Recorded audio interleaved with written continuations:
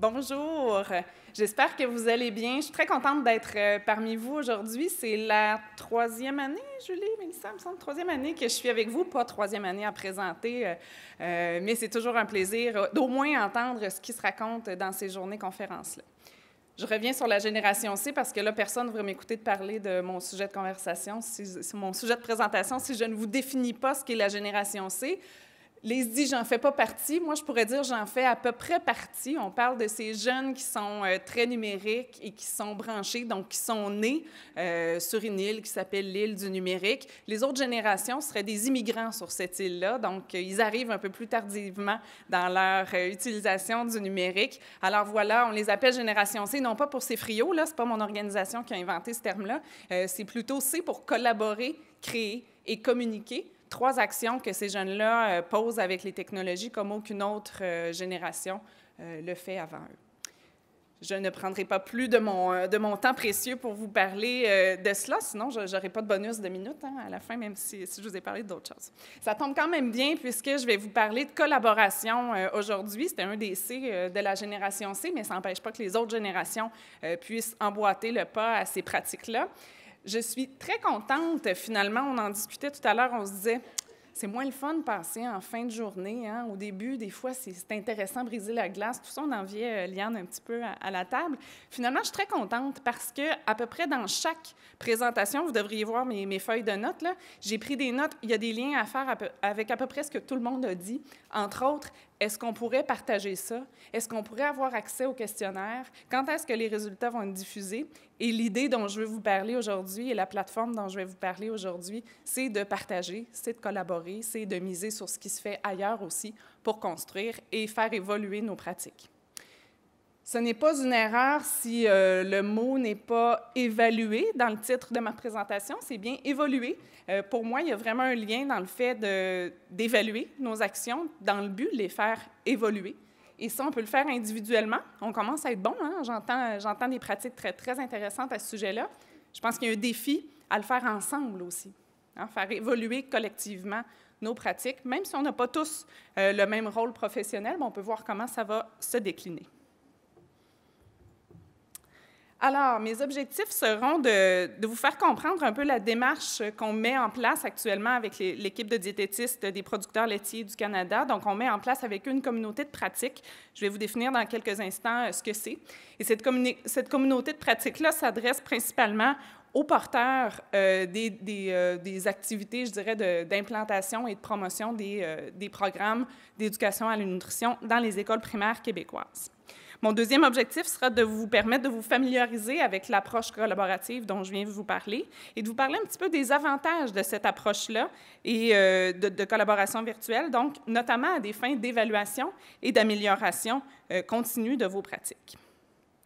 Enfin, on ira voir très, très rapidement, là, avec 2 petites captures écran scolaires, ce à quoi ressemble la communauté de pratique virtuelle qu'on a mis en place et qui débute ces activités. Donc, on essaiera de l'explorer très brièvement ensemble. Je vous raconte très rapidement la petite histoire de la mise en place de cette communauté de pratique-là. D'abord, au CFRIO, il faut savoir que ça fait plusieurs années, là, une bonne dizaine d'années, qu'on travaille avec différentes organisations, entre autres, sur les communautés de pratique. Notre métier, en général, est de faire innover les organisations, donc leur faire transformer leurs pratiques de travail, entre autres par des communautés de pratique, mais ça peut être par l'apparition des iPads, par exemple, ou d'autres technologies, mais de transformer leur façon de faire avec ces technologies-là. Et donc, depuis une dizaine d'années, on accompagne des organisations qui souhaitent mettre en place des communautés de pratique, des ministères, des écoles aussi. De plus en plus, les élèves fonctionnent en petites communautés de pratique qu'on appellera des communautés d'apprentissage davantage que des communautés de pratique. On a des communautés de pratique dans le milieu du droit, dans le milieu de la santé, avec la toute nouvelle qui vient de voir le jour. On en a qui sont aussi dans des grandes centrales syndicales. Donc, il y a plein de milieux qui s'intéressent de plus en plus à ces façons de faire-là. Comment celle-là est née? Comment celle qu'on a fait avec les producteurs laitiers du Canada est née? Bien, elle est née d'un projet qu'on a commencé à mener avec eux il y a déjà 2 ans et on identifiait déjà dans ce projet-là le potentiel de collaboration. Vous n'êtes pas sans savoir que les PLC évaluent eux-mêmes les programmes qu'ils proposent aux différents intervenants, notamment ceux pour les enseignants. Donc, en observant un peu leur façon d'intégrer ces programmes-là, on a senti le besoin de partager. de voir comment ça se passe d'un milieu à l'autre, comment on peut adapter ces programmes-là, mais surtout pour les porteurs de dossiers, pour les gens qui vont soutenir les enseignants, de voir comment eux peuvent partager leurs pratiques. Il y en a probablement beaucoup dans la salle, hygiénistes dentaires, responsables école en santé, nutritionnistes, infirmières scolaires. Il y en a plusieurs qui soutiennent les enseignants dans leur appropriation de ces programmes-là. Et on trouvait que les mandats étaient différents, le temps alloué aux écoles était différent, les approches étaient différentes, et on trouvait qu'il y avait un potentiel très, très riche à faire collaborer ces gens-là pour faire évoluer leur façon de faire et les faire, je dirais, collaborer pour co-construire des nouvelles façons de faire. Donc, dans la première phase du projet qu'on a initié avec les producteurs laitiers, c'était de permettre à ces gens-là d'intervenir en webconférence dans les écoles. Donc, on avait des nutritionnistes qui intervenaient directement dans les classes à l'aide de la webconférence, dans leur bureau ou à partir d'une autre classe, et ça leur permettait de rejoindre plus facilement le milieu scolaire en maximisant, je dirais, le temps qui leur était alloué pour ça. À ça, on a ajouté des rencontres virtuelles entre ces nutritionnistes-là, et on a vu à quel point il pouvait y avoir des échanges qui étaient riches. Et là, on s'est mis à réfléchir comment on pourrait maximiser ce potentiel-là, comment on pourrait mettre en réseau davantage ces acteurs-là. Et c'est comme ça qu'on a fait un nouveau projet qui visait à mettre en place une communauté de pratique virtuelle. Alors, voilà. Donc, qu'est-ce qu'une communauté de pratique? Bien, d'abord, une communauté de pratique se compose de personnes qui se rassemblent dans un lieu. Il faut imaginer une espèce de lieu où on se regroupe, comme ici, et on partage les pratiques, mais là, on va le faire en mode virtuel. Merci, c'est gentil. Ça va me permettre de ne pas regarder derrière. Donc, c'est un lieu virtuel où on se rassemble pour échanger sur nos pratiques et pour briser les silos de nos pratiques. Vous pouvez voir à côté aussi, on a des chercheurs qui nous ont dit qu'une communauté de pratique, c'est un groupe qui a une structure qui est informelle, mais qu'on formalise aussi par le biais des inscriptions, là, et où le comportement des membres se caractérise par un engagement qui est volontaire. Ce n'est pas nécessairement le patron qui dit « tu vas participer à une communauté de pratique », ça peut être suggéré, mais c'est surtout volontaire de la part du professionnel qui décide d'y prendre part. Et ce qui est important, c'est qu'il s'engage à construire et partager ses connaissances dans un domaine donné. Donc, il y a un point de ralliement dans ce lieu-là où on s'intéresse tous aux mêmes pratiques, un domaine donné, que ce soit la nutrition, que ce soit le soutien au milieu scolaire, que ce soit le droit syndical, que ce soit, peu importe le domaine qui nous concerne. Retenez là-dedans l'idée qui est important, en fait, d'adhérer à l'idée que si je partage mon idée, il faut adhérer à l'idée que si je partage mon idée, les autres vont pouvoir l'apprendre, se l'approprier et construire éventuellement quelque chose d'encore mieux avec cette idée-là. Retenez ça parce que ça, c'est un des défis les plus importants quand on démarre une communauté de pratique, cette idée d'avoir à se mouiller, à dire « voici ce que je fais dans mon milieu, voici comment je fonctionne, voici un de mes outils, par exemple. » Et je vous invite à prendre ça, à l'améliorer pour votre contexte, à le transférer. Et ça, comme geste professionnel, c'est pas intuitif, c'est pas instinctif. Donc, on est en train de transformer quelque chose quand on s'en va vers une approche qui ressemble un peu plus à ça. On arrive à ma question, qui n'en est pas une de connaissance, c'est plus un sondage, dans mon cas. Donc, avec ce que je viens de définir comme étant une communauté de pratique, est-ce que vous faites partie d'une communauté de pratique? Ou est-ce que vous avez déjà fait partie d'une communauté de pratique? Oui, OK, donc c'est très élevé. OK.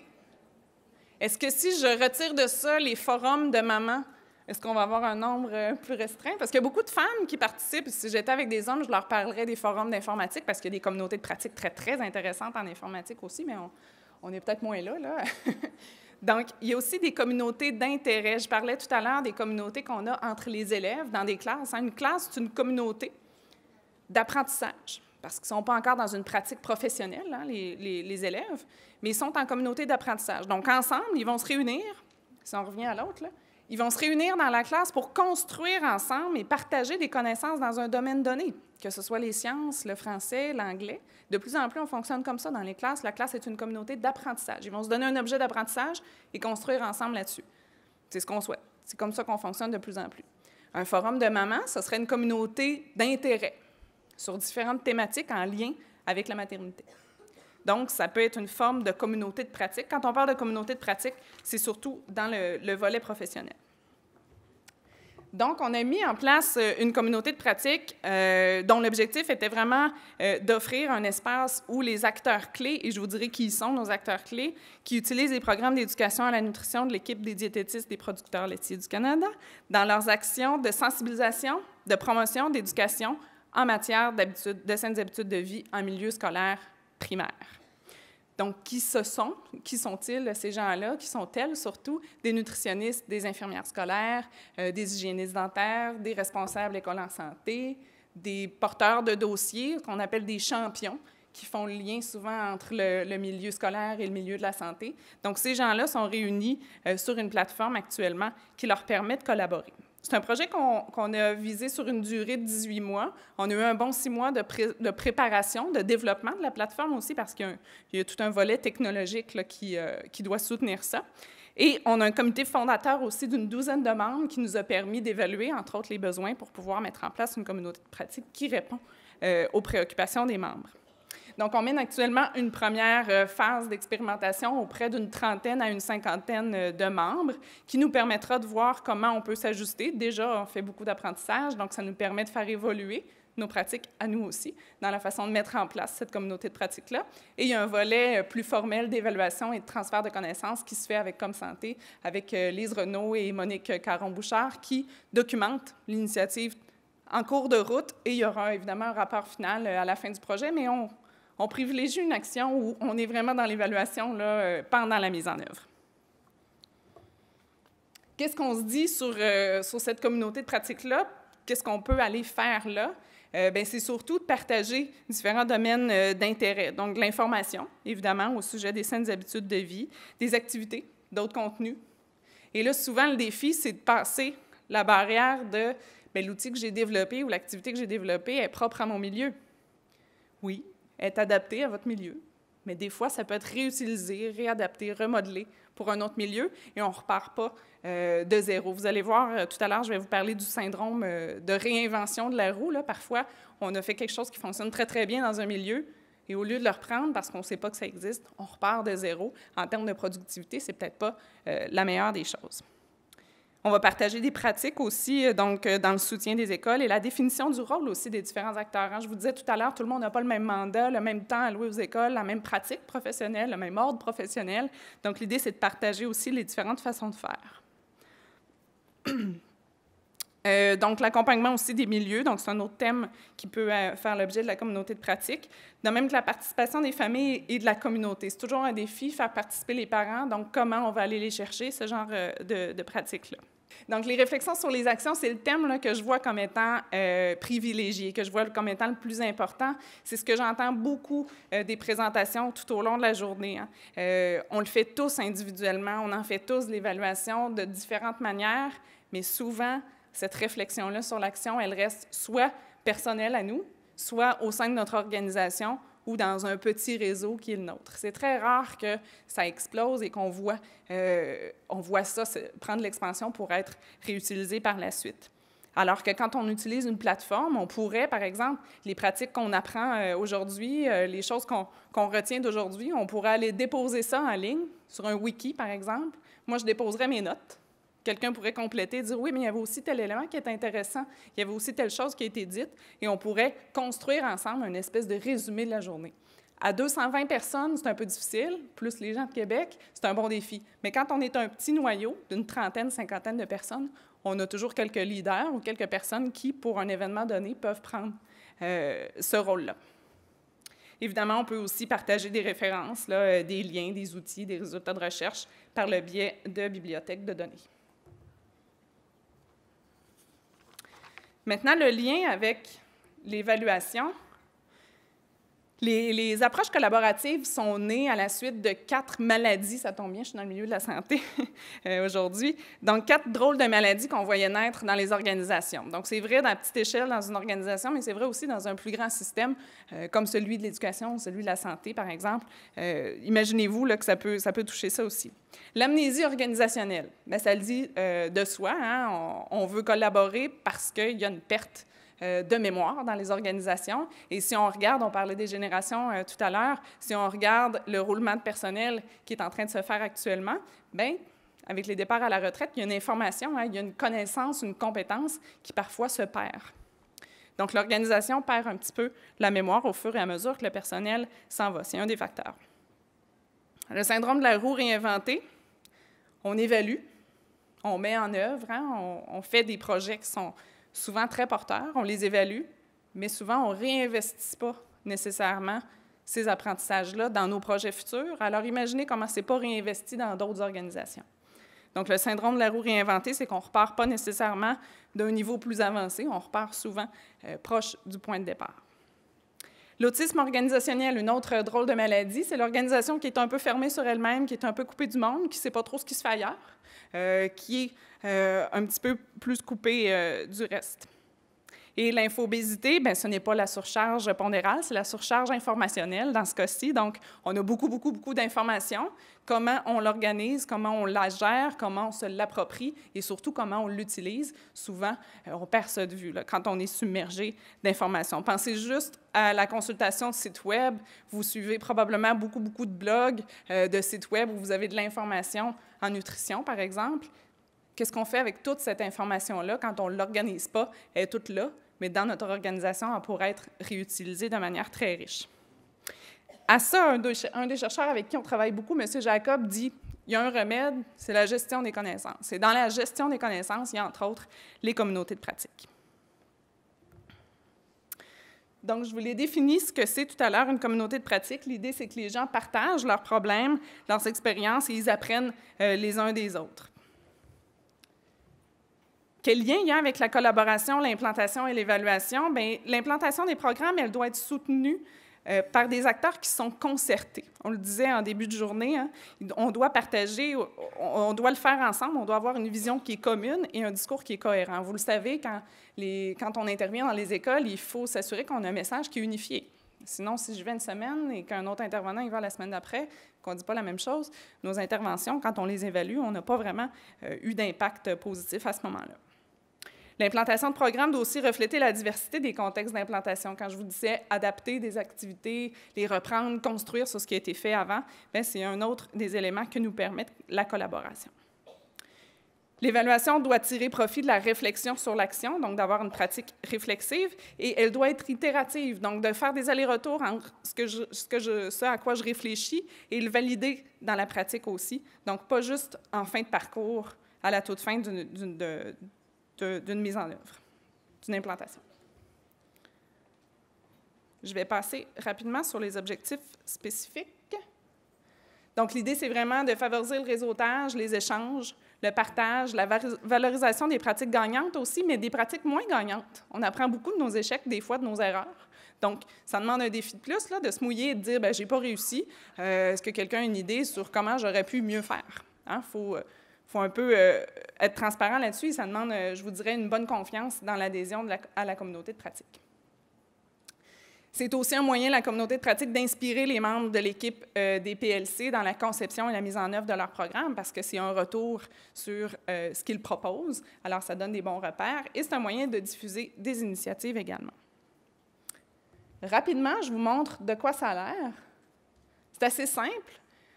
On a démarré en janvier. La plateforme a été accessible aux membres en janvier, donc on commence tout juste à avoir un petit peu d'interaction sur les forums. Vous ne devez pas très bien voir là, les catégories de forums. Il y a un forum qui porte sur la communication. C'est les figures, là, les six rectangles, ce sont des forums de discussion. Donc, il y a de la communication, diffusion, des initiatives, l'évaluation. On est cohérent avec ce qu'on dit aujourd'hui. Il y a un forum qui est dédié à ça.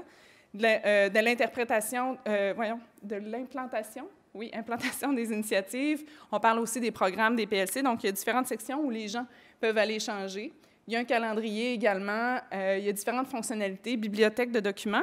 Mais là où je veux vous amener, c'est dans la capacité des gens d'aller poser des questions et de se répondre. Vous le voyez dans le forum qui est sur l'implantation des initiatives, janvier, on était au mois de janvier à ce moment-là. Est-ce que c'est un bon moment pour rejoindre les écoles? Oui. Non, pourquoi? Donc, les gens peuvent aller échanger sur cette question-là et partager un peu leurs pratiques. Alors, je finis avec les défis. Les défis qu'on a à relever, évidemment, les défis technologiques. Nous ne sommes pas tous des membres de la génération C extrêmement connectés. Donc, individuellement, c'est un défi de s'approprier à chaque fois une nouvelle technologie. L'écran, ce qu'on dit, c'est que l'écran ne doit pas faire écran. Non, je ne dois pas me dire « Ah, il y a un ordinateur, il y a un clavier, il y a une plateforme ». Il ne faut pas que ça m'empêche d'aller partager mes pratiques. Et ça, c'est sûr qu'au début, ça fait partie des défis que les professionnels rencontrent, évidemment. Il y a des défis technologiques aussi qui sont liés à la plateforme elle-même. Elle ne peut pas tout faire, elle n'est pas miraculeuse. On rencontre parfois des petits pépins techniques qui ont un impact sur les pratiques qu'on voudrait voir se dérouler sur la plateforme, donc ils mettent parfois certains freins. C'est des freins qu'on doit lever en cours d'expérimentation au fur et à mesure qu'on évalue ce qui se passe sur la plateforme. Installer l'habitude de collaborer, je le disais tout à l'heure, ce n'est pas un acquis. On n'a pas ça dans notre ADN de dire « ben voici, j'ai fait un projet, ça a plus ou moins bien marché, comment ça aurait pu mieux marcher? » De faire appel à des gens de notre petit réseau, c'est une chose. Faire appel à des gens plus élargis sur une communauté de pratique, c'en est une autre. Donc, il faut se mouiller pour aller demander de l'aide à ses pairs, mais aussi pour se vanter. Des fois, quand un projet fonctionne bien, on a aussi la même petite timidité. Là, on n'a pas trop envie d'aller dire, de se pavaner. On a un petit complexe parfois, alors que ça peut être très, très utile pour d'autres. Définir les usages aussi d'une communauté, de la communauté qu'on utilise, c'est un bon défi, surtout dans une communauté comme celle-ci où il y a des gens de différentes professions. Donc, il faut voir de quoi on traite, quels sont les thèmes qu'on souhaite aborder sur cette plateforme-là, comment on le fait, quelles sont nos normes sociales un peu sur cette communauté-là, et on se donne un peu des balises qui nous permettent d'avoir des usages qui sont communs, et voilà. Définir les usages, c'est aussi comment on l'intègre dans notre pratique. Moi, quand je suis au bureau, est-ce que j'ai du temps vraiment pour aller là? Est-ce qu'il y a une place dans mon rôle professionnel pour aller contribuer à cette plateforme-là? Bien, ça, c'est un défi. Il faut que j'arrive rapidement à percevoir qu'il y a un gain, que je vais chercher quelque chose autant que je vais proposer quelque chose sur cette plateforme-là.